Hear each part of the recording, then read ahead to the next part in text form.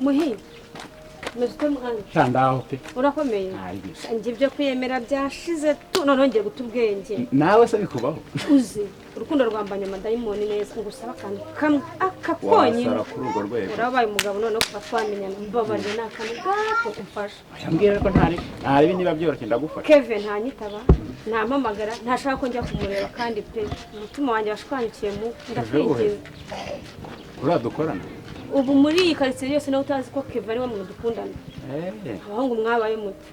udatuma mbizana mu mujinya mu nshaki uduhuze pe nimba uzi ko twize tuba inshuti niyo kintu nkeneye cyonyine cyane yumva rero gufata agacupa hariya ariko numva ibintu uri kunsaba ntabwo bigoranye cyane we nicyo kintu waba nkoreye kizimu umva wakinuwe ni ukuri ndabigukorera ariko nta bintu bikaze nzabutamu ubutaha Alele chikobwa nzagutonesha nzagutetesha wowe na mami wawe ibana kabisa mami niye uzima bwanje hanyuma wowe nawe kandi uri mu nshingano zanje don't worry uri misanzuraho utekane ese ya gahunda kwanza ya gahunda nakubwiye uyigeze hehe ndagerageza kubirambaza no don't worry baby ese tonto nagutinya mamira mubasanze nice gute nabuziza ntukagira ikibazo ya chikobwa ahubwo ariko ito tunura tuzise kumaso ndikubona ari ubwambere no strawberry nako turaryoye strawberry mu Kinyarwanda sinzi mimi nazala pale sehemu za Kongo sinzi Kinyarwanda lakini ndagerageza kukivuga bazita inkere hanyuma ya chikobwa nzagutetesha nzagutonesha na mami wawe nta impuzagira impungenge kabisa ibyo uvuga ngo mami ngo adusaba tumeze gutya yagira ikibazo ya nimpa mwimana mba mfite ubwoba oya humura ya chikobwa nje nawe nta kibazo nemeye kukubera yimubye ahubwo ndabona wiyanduje ya chikobwa reka muhanaguze munwa kwera ko ikiganza nshobora kugukomeretsa sivyo ya chikobwa oya ya chikobwa reka muhanagure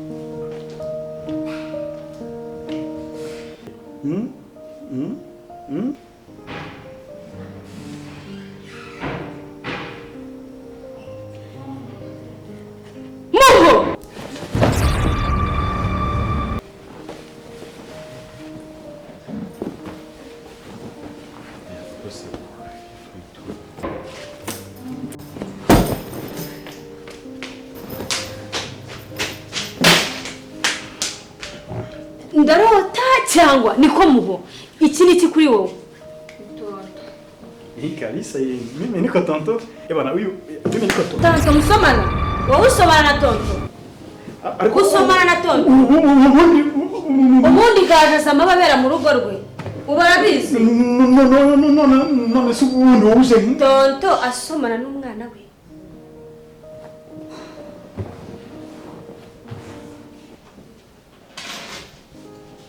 umwaka byari umwana baye ko imugabo agiye kunyicira hano pardon enough urusaku ndi kumva ngana urwiki Shiva musigane imyanda yanyu ubunyoko bujazi bibera mu rugo rwe bana kabisa ngewe naho hotewe kabisa nkeneye utabera kabisa inka yamuze twataramumisha amaze kubashaka koko baje baca umugani mu Kinyarwanda ngo akumiro n'umusuzi wa nyoko bukwe ariko kujya uvuga ko utazi Kinyarwanda nka numva usakuza utabaza ukagishyiraho n'amasaku koko niko bana kabisa ngewe uriya mukobwa ntabwo musinge yinjiye araduhotera kabisa ndi kumwe na ye muhoza tuyo tubutimo tuganira tuzungumuza akaganiro gato kadogo tu uri kumwe na muhoza ariko ubundi reba hano mwandu banze ngwaze rekwa n'ubundi isoni zagufasha uburogoro twano tube tuvugana winjira hano gute ari nge Sharifu ntabwo ayi uburenganzira mase ibigabo nyingi bura kera nibwo najye njira umujinya ugasanga umuntu muhaye rushi ubu niwe ndi kubaza zaho buri umutwe nsubize ariko muho wamusubirije ko Shiva uyu tonto uyu sika amasa nize je nubwo narinzi kazanye n'uramukobwa ntabwo aruzi ariko ni kamasa nize niwe ndi kubona niwe none se sha wa mugabo we koko iminsi y'igisambo ngo ni 40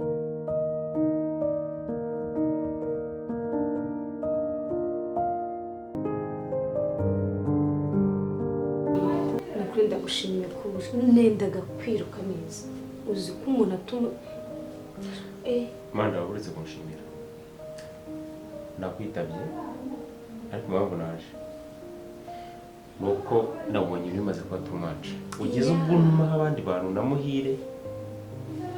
kwihangana kutakubona ntabwo binshobokera pe ese nta nubwo agaciro uburyo kimba ngo kumbiyemo ntumamagara Amanda wahisemo ariko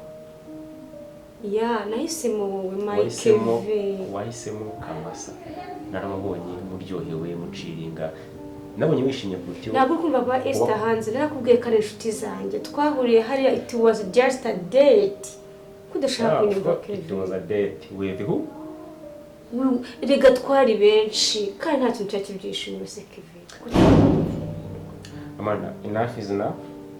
nakwitabye kugira ngo tubisoze nanakubwire ko I'm serious about this about what about ending this relationship can't be baby no ntabwo wabinkora please Kevin ntabwo wabinkora no Amanda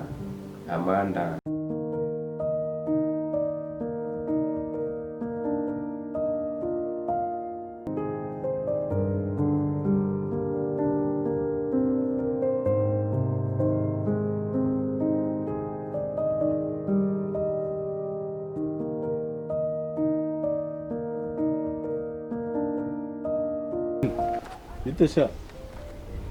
ni sawa nari izo uko warundenze ntabwo warumbonye koko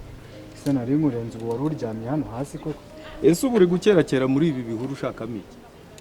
ariko se cyangwa ucitse nyoko bujasha je ncika mabuja icyo cyo wakishe uwo si njyewe hari ngira ngo yako ubundi se nubizi ukuntu ngiye mba do gutya ndi ku rwego rwo hejuru so abakozi bo mu rugo ndabazi ubarabiza hano warugiye urabona none se urebye ahangaha n'ahantu muba ubu hano uvuye gusura ndeko none se wowe wundi ahangaha niho wovuye gusura reka tubireke none se mabuja se ari mu rugo mabuja se amazi ariko ntabwo namusize nari mbizi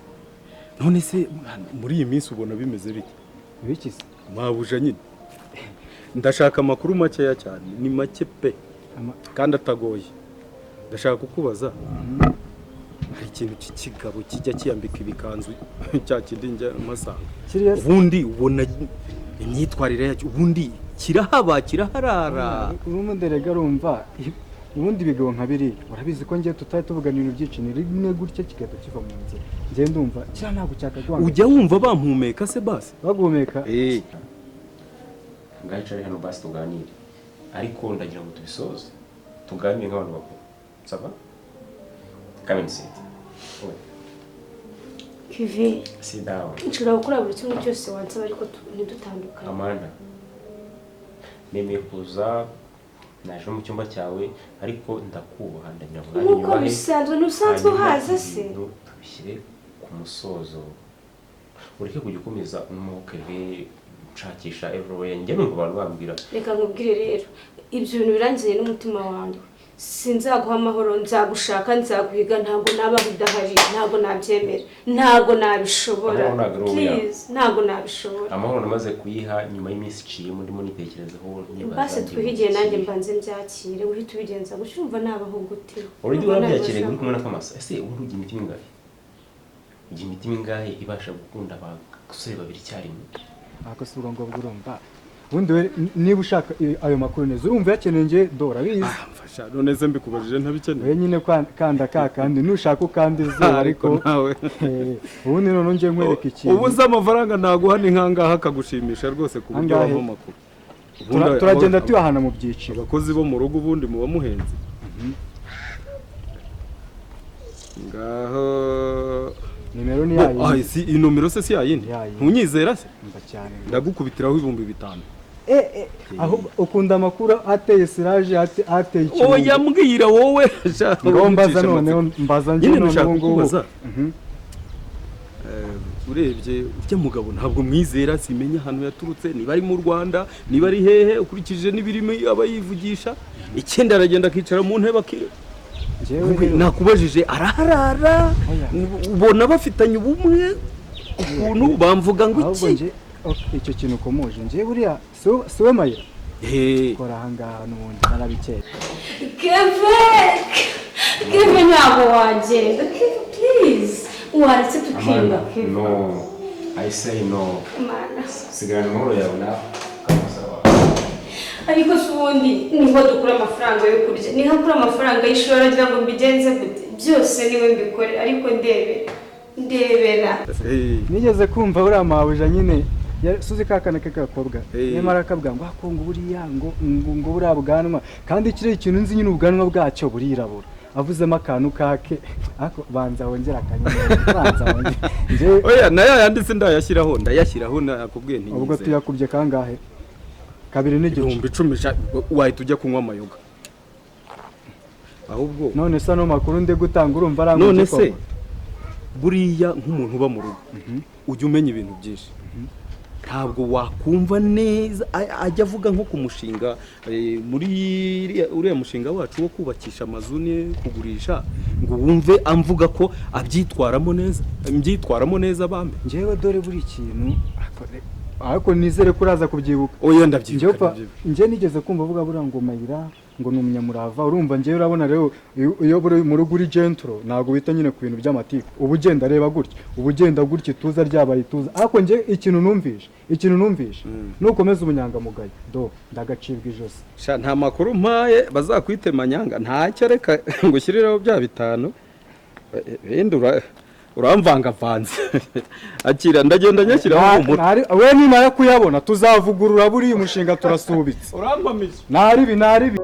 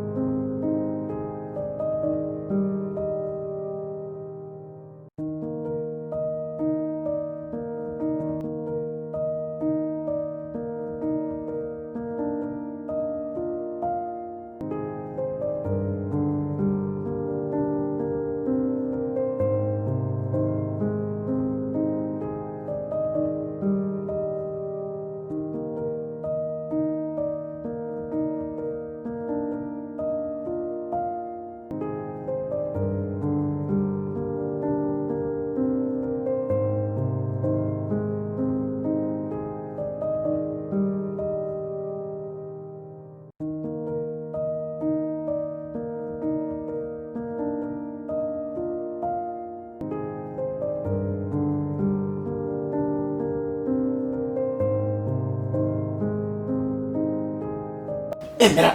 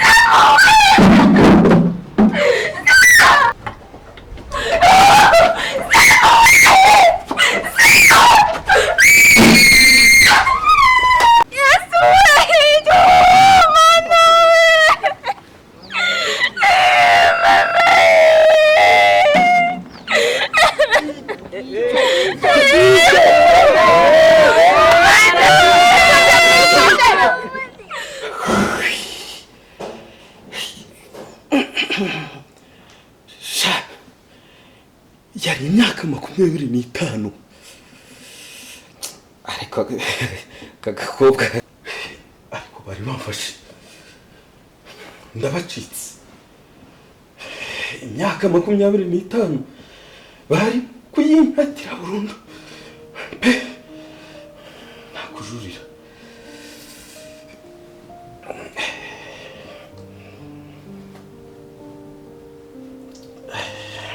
ndabacitse gusa. Dadi umeze neza? Dadi umeze neza? Ariko papa iminsi imyaka 18 yose 18 ibi bintu biracyangaruka koko. Ese uriya mwana ndetse n'uriya muntu icyaha cyanjye cyagiyeho akaba yarahaburiye ubuzima.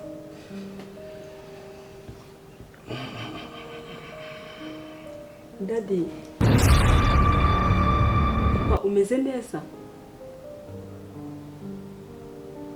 Ndakubaza. 18 ndi kumva papa umaze iminsi irenze 2 usakuza buri joro aka kanya ndafite reka nze ndebe ikintu waye papa. None se wari uri hano? Papa narima rimaze umwanya. None se usigaye urara mu cyumba cyanjye? Papa amaze iminsi nanjye ntaryama. Imyaka 18 ni iki ndi kumva noneho uzi kuri gushikagurika nanjye ubwanjye bikambuza amahoro. Papa ufite ikihe kibazo? Papa wanganiriza. Mwana wa Karame. mu bihe biba byaratambutse tuba twarahuye n'ibibazo byinshi. Kunda kumva. Ni akazi tuba twarakoze, amashyamba tuba twaranyuzemo, ndetse n'uburyo bwo gushaka ubuzima kugira ngo abana banjye bazabeho. Ibyo rero nibyo biba biri kugaruka. Nta cyabaye, humura ngaho jya mu cyumba cyawe ni amahoro. Bigahura n'imyaka 18 25. Papa ndagiye ako ntabwo nsobanukiwe kandi ndagusabye gira mutuze basi reka njye kugusengera. Ngaho genda nkingiraho. Mana yanjye umukobwa ntabe yanyumvise. Ubuzima bwanjye imyaka 18 yahahise.